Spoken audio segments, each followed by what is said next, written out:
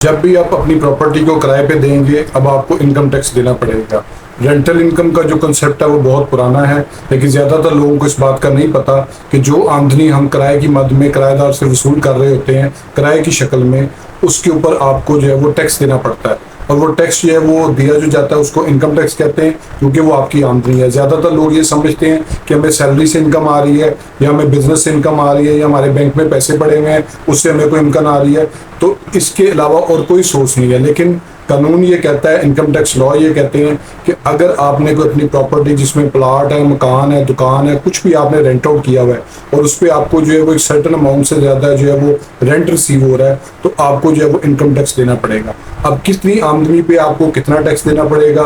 किस आमदनी तक आपको कोई टैक्स देने की जरूरत नहीं है, और जो आमदनी आपकी जो है वो किराए की मद में किराएनामे में लिखी जाती है, क्या उस अमाउंट पे आपने किराए के ऊपर जो है वो टैक्स देना है, या आपको इसमें से कोई डिडक्शन या चीज़ें माइनस करने की भी जो है वो इजाज़त है कानूनी तौर पे। ये सब बातें मैं आपको बताऊंगा, पूरी वीडियो बहुत ध्यान से देखिएगा। इस सारी वीडियो में जो एक बहुत बड़ा रोल है वो प्रॉपर्टी टैक्स का है, क्योंकि प्रॉपर्टी टैक्स जिस तरीके से आता था लोगों को, उसका पूरे का पूरा फार्मूला ही चेंज कर दिया गया है। अब वो किस हिसाब से प्रॉपर्टी टैक्स लगेगा वो मैंने एक वीडियो डिटेल में बताई थी, उसका लिंक आप ऊपर क्लिक करके देख सकते हैं। ये वीडियो आपने ज़रूर देखनी है, क्योंकि ऐसे तमाम लोग जो अपनी प्रॉपर्टी से रेंट ले रहे हैं किराए की शक्ल में, किसी से दुकान दे के, गोदाम दे के, उसके अलावा जो है वो कोई फ्लैट दे के, अपार्टमेंट, घर, ऊपर वाला पोर्शन खुद दिया हुआ रेंट पे, नीचे वाले पोर्शन में खुद रह रहे हैं, इन तमाम चीज़ों की कैटेगरी में जो लोग फॉलो करते हैं वो ये वीडियो ज़रूर देखें। इस वीडियो को भी पूरा देखें और उस वीडियो को भी देखें, ताकि आपको पता लगे कि किस तरीके से आपने जो है वो इनकम टैक्स देना है। मेरी वीडियो को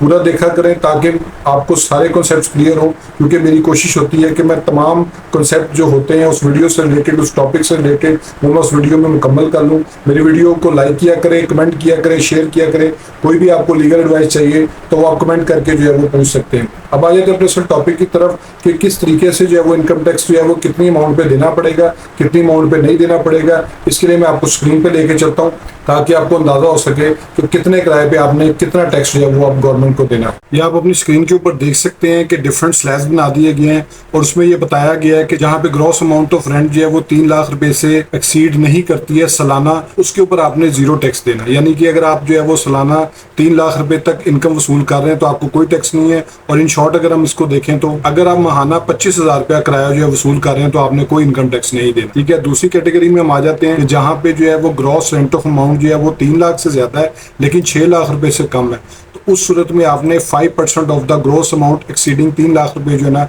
वो आपने टैक्स देना है। और इसका मतलब ये है कि आपका रेंट अगर मिसाल तौर पे 5 लाख रुपया सालाना बन रहा है तो 3 लाख से जो है वो 2 लाख रुपया जो है ना वो रेंट ऊपर है, लेकिन 6 लाख रुपए से कम है, तो उस 2 लाख पे आपने जो है वो 5% टैक्स जो है वो देना है। यानी कि आपने 10,000 रुपया इनकम टैक्स जो है वो देना है अगर आपका सालाना किराया जो है वो 5 लाख रुपये, यानी कि 3 लाख से ऊपर है, 6 लाख रुपए से कम है। इसी तरह हम अगर इसको मजीद देखते हैं तो जहाँ पे ग्रॉस अमाउंट ऑफ रेंट जो है वो 6 लाख से ज्यादा है लेकिन 20 लाख रुपए से कम है, तो उस सूरत में आपने 15,000 रुपया तो आपने फिक्स देना है, लेकिन उसमें 10% ऐसी अमाउंट का ऐड होगा जो 6 लाख रुपए से ज़्यादा है। हम मिसाल ले लेते हैं कि एक शख्स है, उसने रेंट पे प्रॉपर्टी दी है और उसको जो है वो सालाना 10 लाख रुपया किराया जो है वसूल हो रहा है। अब 10 लाख रुपया जो है उसमें से 6 लाख से ऊपर जो अमाउंट बन रही है वो 4 लाख रुपया बन रही है, तो उसने 4 लाख पे 10% यानी कि 40,000 रुपये और उसके अंदर 15,000 रुपये ऐड करके उसने 55,000 रुपया जो है वो इनकम टैक्स गवर्नमेंट को पे करना है। और ये इस वजह से है क्योंकि उसका 6 लाख से रेंट ज़्यादा है, 20 लाख से कम है,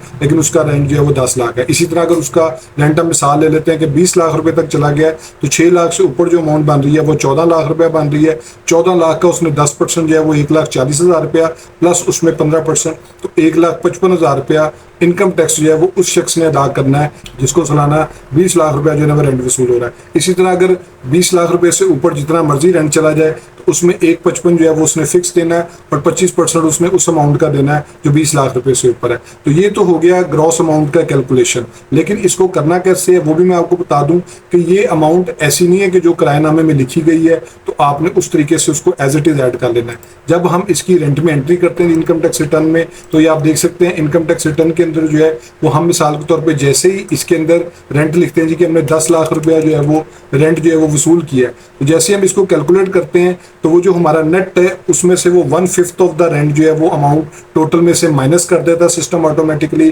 कि आपने बिल्डिंग की रिपेयर कराई होगी, आपने उसमें जो है वो कोई ना कोई इंप्रूवमेंट की होगी, तो वो उसमें से माइनस हो जाता है। तो हमारा जो इसमें नेट रेंट बच जाएगा वो आप देख सकते हैं कि वो 8 लाख रुपए के ऊपर जो है वो इनकम टैक्स कैलकुलेट होगा। इसी तरह इसमें वो प्रॉपर्टी टैक्स की बात मैंने इसीलिए की थी क्योंकि इसमें आपको ये सारी डिडक्शन अलाउ है। अगर आपको अपनी बिल्डिंग का कोई इंश्योरेंस दे रहे हैं वो भी बीच में लिखें, अगर आपने प्रॉपर्टी टैक्स जिसको हम लोकल टैक्स रेट या कुछ भी ऐसा आपने पे किया वो भी बीच में लिखें, फिर ग्राउंड रेंट है, इसमें ये सारी चीज़ें जो है वो ऑप्शन दी गई हैं। अगर आपकी कोई लाइबिलिटी है उस प्रॉपर्टी के अगेंस्ट वो भी आप उसमें से माइनस करके जो अमाउंट बाकी रह जाएगी उसके ऊपर इनकम टैक्स कैलकुलेट होगा। आपने किराए के ऊपर जो है वो टोटल अमाउंट के ऊपर रेंट नहीं देना, टोटल में से आपने ये पहले एक्सपेंसेस को माइनस करना है। इसलिए मैंने आपको कहा था कि प्रॉपर्टी टैक्स वाली वैल्यू को बहुत ज़्यादा कंसीडर कीजिएगा क्योंकि प्रॉपर्टी टैक्स के अंदर बहुत ज़्यादा इजाफा हो चुका हुआ है और अब वो जो है एक मेजर डिडक्शन होगी जब हम उसको रेंट की इनकम कैलकुलेट करते हुए इसमें लिखेंगे। होप्स आपको ये वीडियो पसंद आई होगी। मेरे फेसबुक पेज को लाइक करें, यूट्यूब चैनल को सब्सक्राइब करें ताकि लीगल टॉपिक्स पे इसी तरह एडवाइस मैं आपसे शेयर करता रहूँ।